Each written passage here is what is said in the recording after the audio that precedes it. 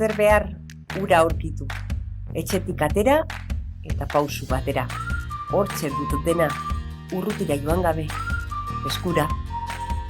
Poza ematen du kalean lagunak agurtzea.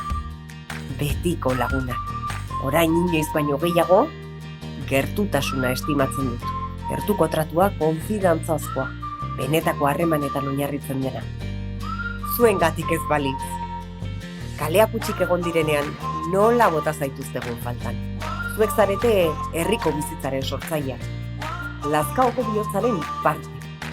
Denok ezagutzen gaituzuenak, gure beharretaz arduratzen zaretenak, momentu azkezinen testiguak, gure konplize eta lagunak. Edozein arazo konpontzeko bai beti.